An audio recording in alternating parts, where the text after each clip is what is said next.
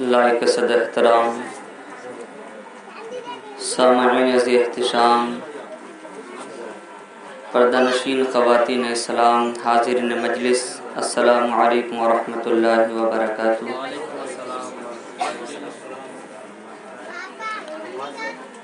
الحمد للہ الذی زین النبیین بحبیبہ المصطفیٰ ومن علی المؤمنین بنبیہ المجتبی والصلاة والسلام علی سیدنا ومولانا محمد خیر الورى وعلى آلہ واصحابہ المتأدبین بالتقوى اما بعد فاعوذ باللہ من الشیطان الرجیم بسم اللہ الرحمن الرحیم قل ان الموت الذي تفرون منه فإنه ملاقيكم ثم تردون إلى عالم الغيب والشهادة صدق الله العظيم۔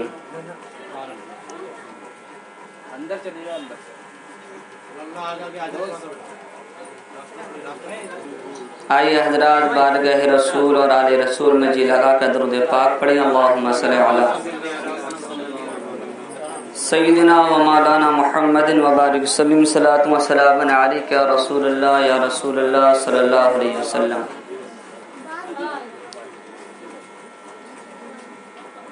دنیا کے بت قدوں میں پہلا وہ گھر خدا کا، ہم اس کے پاس باں ہیں، وہ پاس باں ہمارا، اور توحید کی امانت سینوں میں ہے ہمارے، توحید کی امانت سینوں میں ہے ہمارے، آسان نہیں مٹانا نام و نشان ہمارا، اور کچھ بات ہے کہ ہستی مٹتی نہیں ہماری، صدیوں رہا ہے دشمن دور زماں ہمارا، کی محمد سے وفا تو نے تو ہم تیرے ہیں، کی محمد سے وفا تو نے تو ہم تیرے ہیں، یہ جہاں چیز ہے کیا لوح قلم تیرے ہیں، و عشق رسول پاک ہے سرمایہ نجات، اس کے بغیر صاحب ایمان نہ رہو گے، اور دامان اہل بیت اگر ہاتھ سے چھوٹا، سنی تو بڑی بات مسلمان رہو گے۔ تو سب کی الگ الگ خوشی، سب کی جدا جدا پسند، سب کی الگ الگ خوشی، سب کی جدا جدا پسند، لیکن میرے خدا کو ہے صورت مصطفیٰ پسند۔ سب کی الگ الگ خوشی، سب کی جدا جدا پسند، لیکن میرے خدا کو ہے صورت مصطفیٰ پسند، اور مجھ سے اگر کبھی خدا پوچھے تجھے ہے کیا پسند، مجھ سے اگر کبھی خدا پوچھے تجھے ہے کیا پسند، حوروں کی قطاریں پسند نہیں، بلبل کی چہک پسند نہیں، غنچوں کی چٹک پسند نہیں، پھولوں کی مہک پسند نہیں، چاند کی چاندنی پسند نہیں، مریخ کی گرج پسند نہیں، موجوں کی روانی پسند نہیں، دریا کی طغیانی پسند نہیں، آخر کار کیا پسند ہے؟ تو مجھ سے اگر کبھی خدا پوچھے تجھے ہے کیا پسند، تو کہہ دوں حسن حسین علی فاطمہ مصطفیٰ پسند۔ حسن حسین علی فاطمہ مصطفیٰ پسند۔ حضرات جب ہوا چلتی ہے اور چراغ جلتے ہیں تو لوگ بلندی سے پستی میں لے آتے ہیں، کہیں سرفری ہوا چراغ کے معاملے کو ختم نہ کر ڈالے، کہیں یہ متوالی ہوا چراغ کو گل نہ کر دے، اس لیے لوگ بلندی سے پستی میں لے آتے ہیں۔ لیکن اللہ کی عزت کی قسم، جہاں عشق رسول کا چراغ روشن ہو، جہاں عشق اہل بیت کا چراغ روشن ہو، جہاں مولا علی شیر خدا کے چاہنے والوں کا چراغ روشن ہو، ارے وہ بلندی میں رہ تب بھی روشن رہتا ہے، پستی میں رہ تب بھی روشن رہتا ہے، اور اگر نواب گنج کی بستی میں رہ تب بھی روشن ہوتا ہے۔ کیونکہ جو لوگ سایہ عشق علی میں پلتے ہیں، جو لوگ سایہ عشق علی میں پلتے ہیں، ارے ہوا کے سامنے ان کے چراغ جلتے ہیں، ہوا کے سامنے ان کے چراغ جلتے ہیں۔ حضرات میرے عزیز جناب فراز صاحب، یہ ہمارے کلاس فیلو ہیں، انہوں نے ہمیں دعوت دی، ان کے دعوت پر لبیک کہتے ہوئے ان کے والد کے 40ویں میں حاضری کا شرف حاصل کیا۔ اللہ کی بارگاہ میں دعا ہے مولا تبارک و تعالیٰ ان کے والد کو غریق رحمت فرمائے اور جنت الفردوس میں اعلیٰ سے اعلیٰ مقام عطا فرمائے اور ان کے گھر والوں کو صبر جمیل عطا فرمائے۔ تو حضرات یہ 40ویں کے تعلق سے محفل کا انعقاد کیا گیا ہے۔ 40واں کیوں کیا جاتا ہے؟ 40ویں کی حقیقت کیا ہے؟ 40واں فرض ہے یا واجب ہے یا سنت ہے؟ آخرکار ہے کیا؟ لوگ اسی بھی کشمکش میں رہتے ہیں۔ کچھ لوگ اڑ جاتے ہیں اور کہتے ہیں کہ نہیں 40واں حرام ہے، 40واں ناجائز ہے۔ کچھ لوگ یہ کہتے ہیں نہیں ضروری ہے، فرض ہے یا واجب ہے۔ دونوں طرح کا طبقہ ہے، لیکن جدھر بھی نظر اٹھا کر دیکھیں، ادھر نظر اٹھا کر دیکھیں تو جو جاہل ہیں وہی کہیں گے ناجائز حرام ہے، اور جو فرض یا واجب کہیں گے تو وہ بھی جاہل ہی لوگ کہیں گے، سمجھے؟ جو علم سے واقفیت رکھتے ہیں، جنہوں نے دین سیکھا ہے پڑھا ہے، وہ یہ نہیں کہیں گے ناجائز کہیں گے، وہ ناجائز نہیں کہیں گے بلکہ یہ کہیں گے کہ مستحب ہے۔ کیا ہے؟ مستحب ہے 40واں کرنا۔ کیا ہے؟ مستحب عمل ہے، کرو گے تو ثواب ہے، نہیں کرو گے تو کوئی گناہ نہیں ہے۔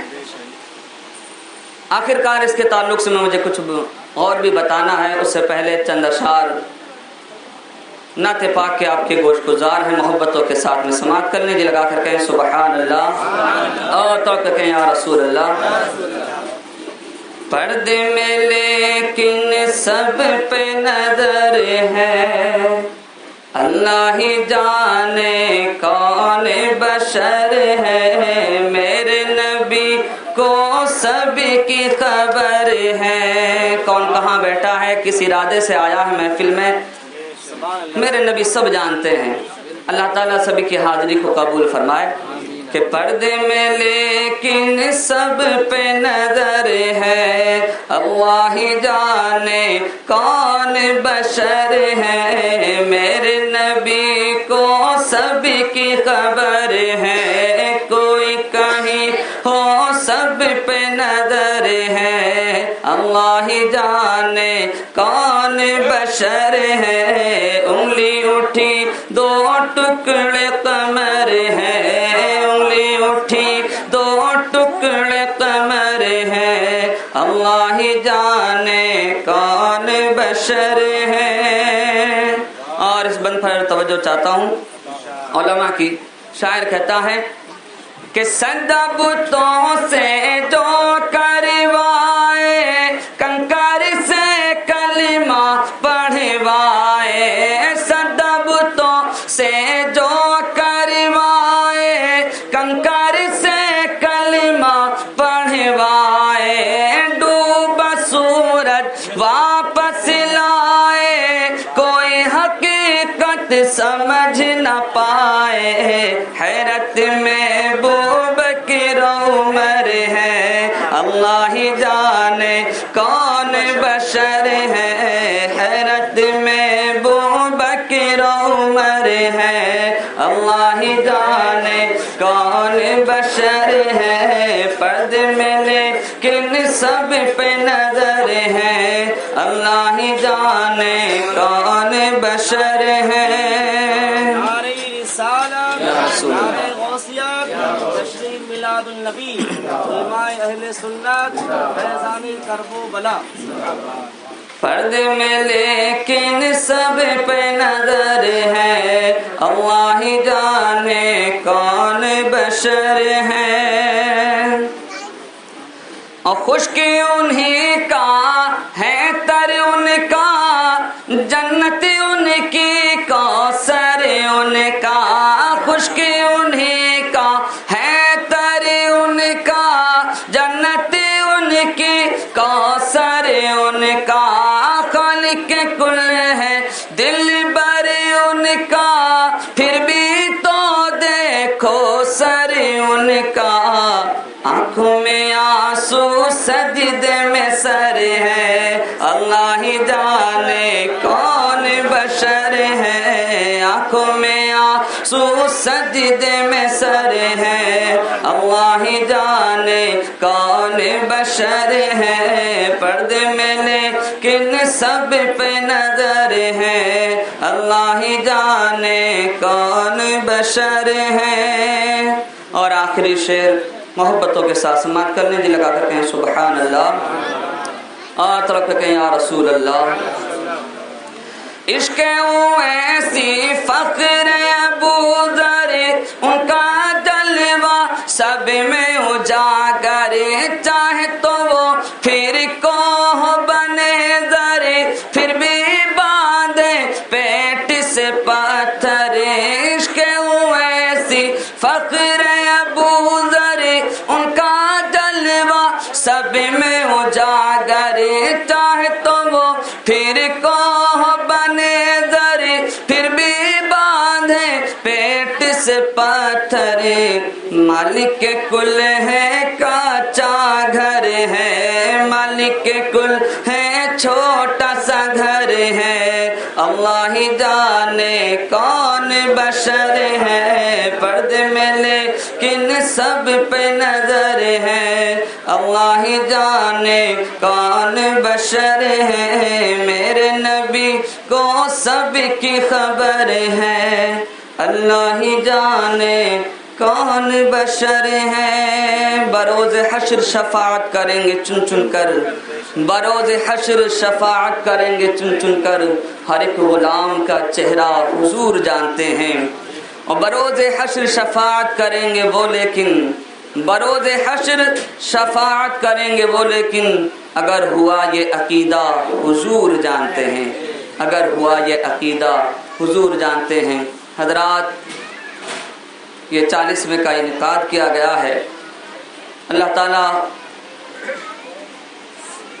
قرآن مجید و فرقان حمید میں ارشاد فرماتا ہے، قل ان الموت الذي تفرون منه فانه ملاقيكم ثم تردون الى عالم الغیب والشہادہ، اے محبوب فرما دو وہ موت جس سے تم بھاگتے ہو وہ ایک نہ ایک دن تم سے ملاقات کر کے ہی چھوڑے گی، پھر تم اس بارگاہ کی طرف لوٹائے جاؤ گے جو عالم الغیب والشہادہ ہے، یعنی جو غائب اور حاضر کو یکساں برابر جانتا ہے، پھر اس کے بعد میں اعمال کا حساب و کتاب ہوگا۔ تو اس آیت مقدسہ میں 3 باتیں قابل غور ہیں۔ نمبر 1، موت سے کسی کو چھٹکارا نہیں، نمبر 2، اپنے رب کی طرف پلٹنا، نمبر 3، اعمال کا حساب و کتاب۔ پہلے تو یہ سمجھنا چاہیے موت سے کسی کو چھٹکارا نہیں، کوئی امیر ہو، غریب ہو، شاہ ہو، فقیر ہو، یا محلوں میں زندگی گزارنے کا والا کوئی حاکم زمانہ ہو، یا پھر فٹ پاتھ پر زندگی گزارنے والا کوئی بے نوا و فقیر و محتاج ہو۔ جیسا کہ کسی نے کہا ہے کہ ملک فانی میں فنا، ملک فانی میں فنا ہر شے کو ہے، سن لگا کر کان آخر موت ہے، ارے تو سلیمان زمانہ بھی ہوا، منفعت مجان آخر موت ہے۔ تو دنیا میں آیا ہے اسے جانا ہے، کسی کو 1 دن، کسی کو 10 دن، کسی کو 1 سال، کسی کو 10 سال، کسی کو 100 سال، آخر کار ہر جاندار کو موت کا مزہ چکھنا ہے۔ جو دنیا میں آیا ہے اسے جانا ہے، موت سے کس کو رسگاری ہے، آج وہ کل ہماری باری ہے۔ ذرا بولتے رہیں ساتھ میں تاکہ لگے کہ ہاں آپ واقعی سننا چاہتے ہیں، کچھ سنانے کا موڈ بنائیں تو آگے بات بڑھائی جائے۔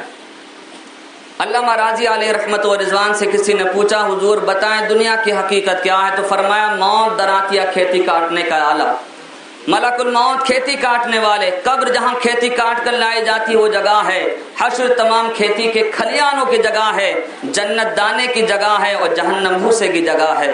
और सूफिया किराम ने तो यहाँ तक के जन्नत और दोज़ख की मिसाल देते हुए फरमाया कि लोगों, जन्नत और दोज़ख एक चटियल मैदान की मानिंद है। अगर अच्छे अमाल करोगे तो जन्नत का महल तामीर होगा और बुरे अमाल करोगे तो दोज़ख का गढ़ा तैयार होगा।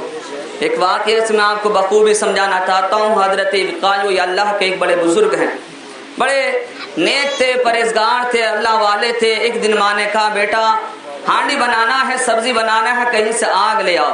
हजरत इब्काई दौड़े दौड़े गए, लेकिन काफी देर के बाद में आए। खाली हाथ आए, माँ ने कहा, बेटा आग नहीं मिली। कहा, अम्मा मैं गया था आग लेने के लिए, यहाँ तक कि जिस जगह, जिस खत्ते को, जिस हिस्से को जहन्नम कहते हैं वहां पर भी आग नहीं मिली। तो माँ ने कहा, वहां पर भी आग नहीं मिली, अफसोस हुआ। तो कहा, हाँ अम्मा, जब मैंने वहां कारकुनान से, वहां के कारिंदों से कहा मुझे आग चाहिए, तो जहन्नम के जो फरिश्ते थे उन्होंने कहा, बिकायो यहाँ आग दी नहीं जाती है, अरे यहाँ पर जो आता है अपने साथ आग लेकर आता है, जिससे पता चलता है नामल से जिंदगी बनती है, जन्नत भी जहन्नम भी। ये खाकी अपनी फितरत में न नूरी है न नारी है। जो चामाल करके इस दुनिया में घूम रहा है और अपने साथ में जन्नत का बाग लेकर घूम रहा है, और जो बुरे आमाल करके घूम रहा है गोया कि वो दोज़ख की आग लेकर घूम रहा। हदीस पाक में आता है, लोगों समझो, सुनो और इस पर अमल करने की कोशिश करो। हमारे तुम्हारे नबी जनाब मोहम्मद रसूलुल्लाह सल्लल्लाहु अलैहि वसल्लम गोया के इरशाद फरमाते हैं कि जो बंदा एक वक्त की जानबूझकर नमाज छोड़ दिया करता है, उसका जन्नती दरवाजे से नाम काट दिया जाता है और दोज़ख के दरवाजे पर लिख दिया जाता है। जब तक कि वो तौबा ना कर ले, दोज़ख के दरवाजे से उसका नाम काटा नहीं जाता है। जरा सोचो, ऐसी हालत में अगर इंसान दुनिया से चला गया तो फिर क्या होगा। तो आज ले उनकी पनाह, आज मदद मांग उनसे, आज ले उनकी पनाह, आज मदद मांग उनसे, फिर ना मानेंगे क़यामत में अगर मान गया। क्योंकि वक्त पे काफी है कतरा आबे खुश हंगाम का, वक्त पे काफी है कतरा आबे खुश हंगाम का, जल गया सब खेत बरसा भी तो फिर किस काम का, जल गया सब खेत बरसा भी तो फिर किस काम का। तो हजरात, ये दुनिया फानी है, जो दुनिया में आया है उसे जाना है। मौत से तुम भाग नहीं सकते, मौत से किसी को मफर नहीं है, मौत से किसी को छुटकारा नहीं है। जब ये हकीकत है, ये आया है, ये अकीदा, ये ईमान है कि हम मौत से भाग नहीं सकते, मौत से बच नहीं सकते, हर आन मौत आना है, वो कभी भी आ सकती है।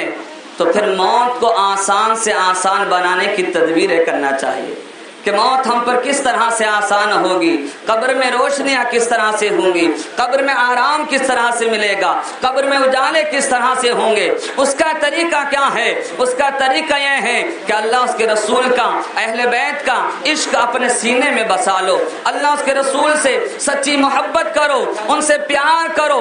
कसम खुदा की, जो इश्क रसूल में इस दुनिया से जाया करता है, इधर फरिश्ता उसकी रूह निकालने के लिए आया करता है, इधर प्यारे आका जनाबे मोहम्मद रसूलुल्लाह सल्लल्लाहु अलैहि वसल्लम अपने दीदार से उसको सरफराज फरमाया करते हैं, इधर रूह निकलती होती है, इधर वो दीदार मुस्तफा में इतना महबूब मुस्तगरक हो जाता है कि उसकी रूह निकल जाती है। तकलीफ तो होती है, लेकिन रूह मोहम्मदी में इतना महबूब मुस्तगरक हो जाता है, मुस्तफा का दीदार में इतना महबूब हो जाता है कि तकलीफ का उसे एहसास तक नहीं होता है। क्योंकि उनकी जब याद में दुनिया से गया है कोई, उनकी जब याद में दुनिया से गया है कोई, उसको लेने को दुल्हन बन के कज़ा आई है, उसके लेने को दुल्हन बन के कज़ा आई है। तो हजरात, ऐसा कभी नहीं हो सकता। इसके नबी की शम्मा जलाकर तो देखने है, इसके नबी की शम्मा जलाकर तो देखिए, मुमकिन नहीं चराग जले रोशनी ना हो। और इसके सरकार की एक शम्मा जला लो दिल में, बात بعد مرنے کے قبر میں بھی اجالا ہوگا، بعد مرنے کے قبر میں بھی اجالا ہوگا۔ لہذا اللہ تعالیٰ نے ہمیں دنیا میں بھیجا ہے، ہم نیک اعمال کرتے رہیں۔ ایسا نہیں ہو سکتا کہ ہم دنیا میں آئیں اور نیک اعمال نہ کریں اور دنیا سے اسی طرح سے چلے جائیں۔ اللہ تعالیٰ ہم سب کو عمل کی توفیق عطا فرمائے۔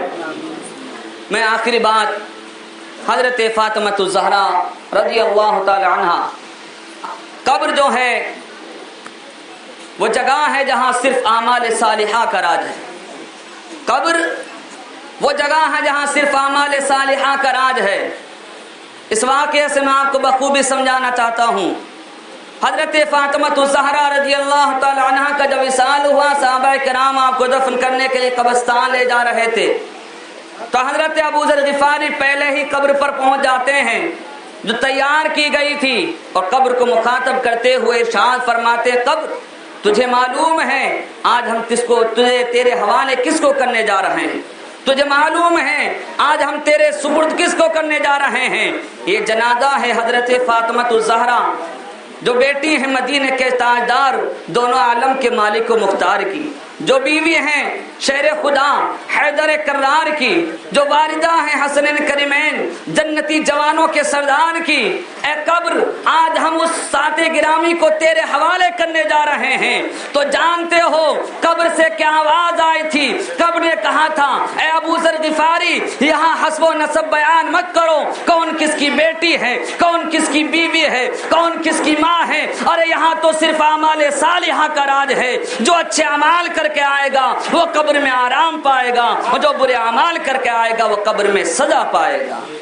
اس لیے شاعر نے کیا خوب کہا ہے کہ نہ کوئی پیشی چلی عذر نہ انکار ہوا، نہ کوئی پیشی چلی عذر نہ انکار ہوا، جب بشر موت کے پنجے میں گرفتار ہوا، اور جیتے جی یار بہت تھے صوفی، قبر میں ایک بھی آ کر نہ مددگار ہوا، قبر میں ایک بھی آ کر نہ مددگار ہوا۔ اس لیے قبر میں جو مددگار ہے، جو قبر میں تمہارے کام آنے والی ہے ذات ہے، وہ ذات رسول ہے، وہ ذات محمدی صلی اللہ علیہ وسلم ہے۔ اس ذات سے سچی پکی محبت کرو، اس کا عشق اپنے سینے میں بسا لو، کیونکہ سارے رشتے ناتے یہی ٹوٹ جاتے ہیں۔ نہ تو کوئی بیٹا باپ کے ساتھ قبر میں جاتا ہے، نہ باپ بیٹے کے ساتھ قبر میں جاتا ہے، نہ ماں بیٹے کے ساتھ میں جاتی ہے، نہ بیٹا ماں کے ساتھ میں جاتا ہے، نہ بیوی شوہر کے ساتھ میں جاتی ہے، نہ شوہر بیوی کے ساتھ میں جاتا ہے۔ یا سارے رات ناتے رشتے سب ختم ہو جاتے ہیں۔ قبر میں کوئی آتا ہے تو بس سرکار آتے ہیں، وہاں پر دوست آتے ہیں، نہ رشتے دار آتے ہیں۔ قبر میں کوئی آتا ہے تو بس سرکار آتے ہیں۔ اس لیے اپنے نبی سے سچی محبت کرو، ان کے عشق کو، ان کے محبت کو اپنے سینے میں بسا لو، اسی کے ساتھ میں دنیا سے جاؤ گے تو قبر میں آرام پاؤ گے۔ حضرات یہ 40واں کیوں کیا کرتے ہیں؟ اگر وقت میں گنجائش ہو تو اس کے تعلق سے میں کچھ باتیں بتاتا چلوں۔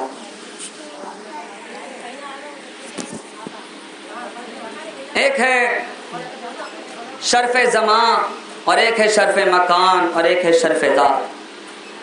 اگر اس بات کو اپنے گانٹھ باندھ لیا تو اچھی طریقے سے سمجھ لو گے۔ شرف مکان کہتے ہیں مکان کو، مکان کہتے ہیں جگہ کو۔ شرف مکان یعنی آپ جس جگہ بیٹھے ہیں اس جگہ اگر آپ ایک سجدہ کرو تو ایک ہی سجدے کا ثواب ہے، لیکن زمین کا وہ خطہ جس کو بیت الحرام کہتے ہیں، جس کو مسجد نبوی کہتے ہیں، مدینہ شریف کی وہ جگہ، مکہ شریف کی وہ جگہ، اگر وہاں پر ایک سجدہ کرو، مکہ شریف کی اس جگہ پر جس کو بیت الحرام کہتے ہیں، اگر ایک سجدہ کرو تو 1,00,000 سجدوں کا ثواب ملتا ہے، اور مسجد نبوی میں ایک سجدہ کرو تو 50,000 سجدوں کا ثواب ملتا ہے۔ اب میں یہ پوچھنا چاہتا ہوں، ساری زمین کس نے بنائی؟ بولو نا، ساری زمین کس نے بنائی؟ اللہ نے۔ نواب گنج کی زمین کا مالک کون ہے؟ اللہ ہے۔ اور مکہ شریف مدینہ شریف کی زمین کا خالق کون ہے؟ اللہ ہے۔ ساری زمین اسی نے بنائی ہے، لیکن مکہ شریف اور مدینہ شریف کی زمین کو اللہ تعالیٰ نے اپنے فضل کے لیے چن لیا ہے، اپنے کرم کے لیے چن لیا ہے۔ یہ ہے شرف مکان. اسی طرح سے شرف زمان. زمانہ وقت کو کہتے ہیں. آپ 11 مہینوں میں نفل پڑھیں تو نفل کا ثواب ہے, سنت پڑھیں تو سنت کا ثواب ہے, فرض پڑھیں تو فرض کا ثواب ہے. لیکن یہی نفل اگر آپ رمضان شریف کے مہینے میں پڑھیں تو اللہ تعالیٰ فرضوں کا ثواب عطا کرتا ہے, اور اگر فرض پڑھیں تو 70 فرضوں کا ثواب عطا کرتا ہے. تو سارے مہینے کس نے بنائے؟ اللہ نے. آپ گنتے چلا جائیں, محرم, صفر, ربیع الاول, کس سارے مہینے کس کے ہیں؟ اللہ کے ہیں. سارے مہینوں کا خالق اللہ ہے. لیکن وجہ کیا ہے کہ رمضان میں کرو تو نفل کا ثواب فرضوں کے برابر ہے, اور غیر رمضان میں کرو تو نفل کا ثواب نفل ہی ہے.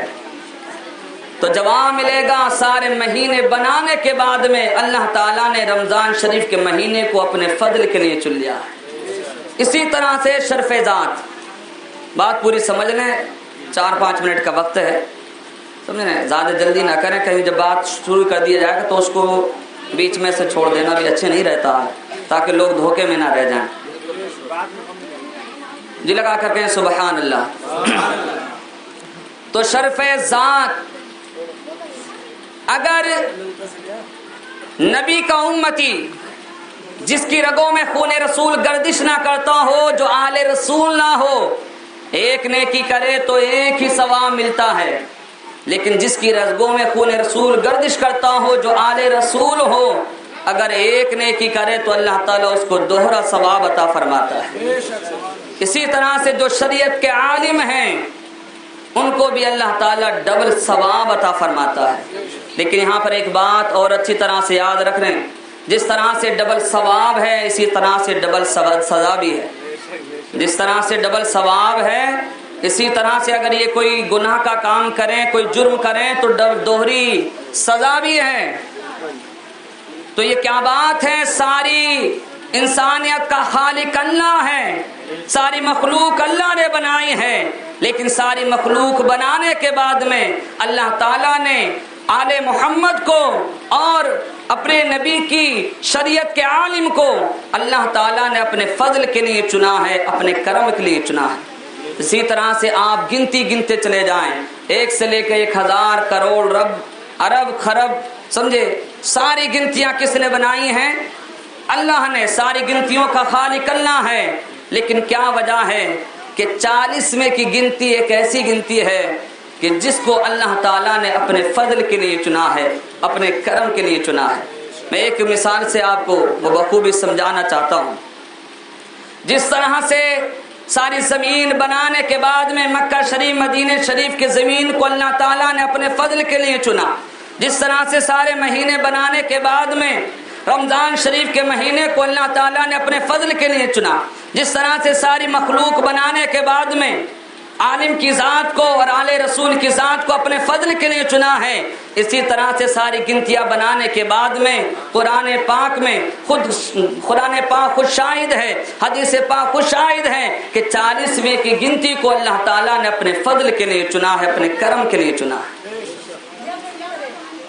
قرآن پاک میں سورہ مریم میں ذکر آتا ہے حضرت عیسیٰ علیہ السلام کا.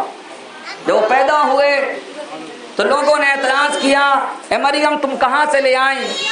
تو اللہ تعالیٰ نے فرمایا, اے مریم تم خاموش رہنا اور میرے عیسیٰ کی طرف اشارہ کر دینا, فاشارت الیہ, تم چپ رہنا, تم اپنی زبان سے کوئی جواب مت دینا.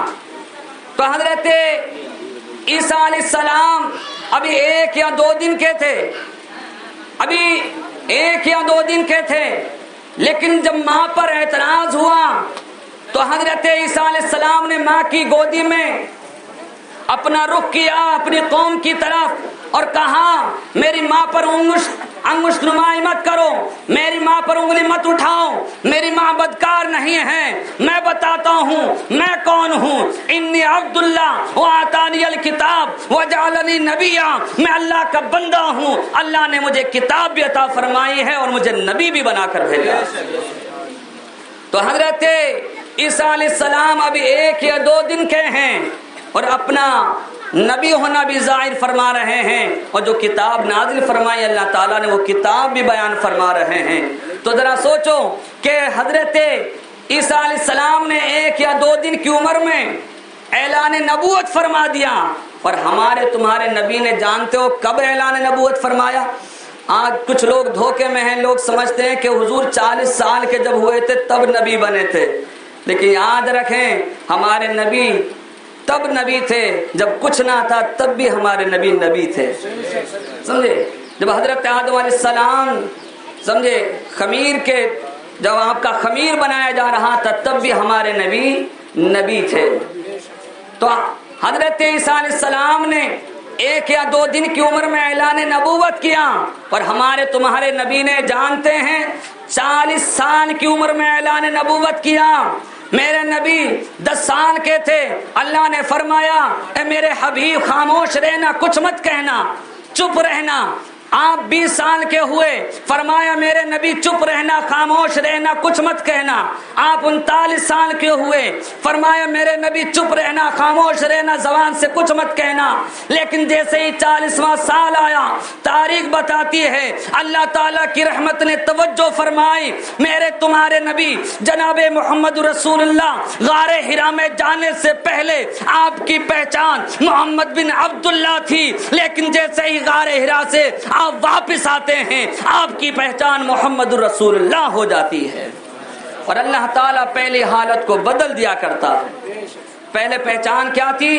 محمد بن عبداللہ تھی، لیکن جیسے ہی 40واں سال آیا اب پہچان محمد رسول اللہ ہو گئی۔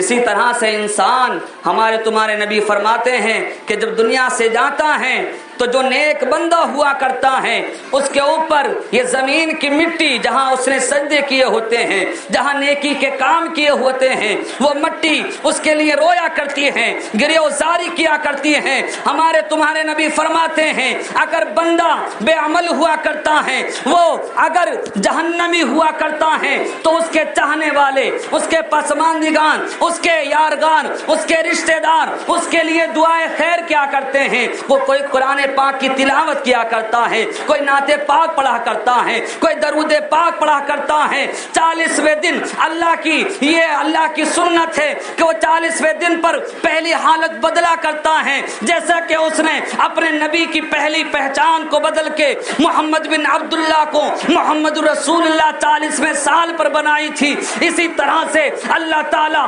40ویں دن اس مردے کو اس کی پہچان بدلا کرتا ہے۔ یہ اس کا طریقہ ہے، یہ اس کی سنت ہے، اس سے کوئی پوچھ بھی نہیں سکتا تو آخرکار ایسا کیوں کرتا ہے۔ ہمارے تمہارے نبی فرماتے ہیں جب بندہ اگر گناہگار ہوا کرتا ہے تو جو لوگ اس کے لیے دعائیں خیر کیا کرتے ہیں، قرآن پاک کی تلاوت کیا کرتے ہیں، درود پاک کی کثرت کیا کرتے ہیں، اور اس کے لیے دستے دراز فرمایا کرتے ہیں، تو اللہ تعالیٰ ان کی دعاؤں کی برکت سے اگر وہ جہنمی ہوتا ہے تو اس کو جنتی بنا دیا کرتا ہے، اگر جنتی ہوتا ہے تو اس کے درجے بلند فرما دیا کرتا ہے۔ اللہ تعالی ہم سب کو عمل کی توفیق عطا فرمائے اور ہمیں اپنے بچوں کو اس طرح سے بنائے کہ تاکہ ہمارے بچے بھی ہمارے جانے کے بعد میں ہماری دعائیں خیر سے یاد فرمائے۔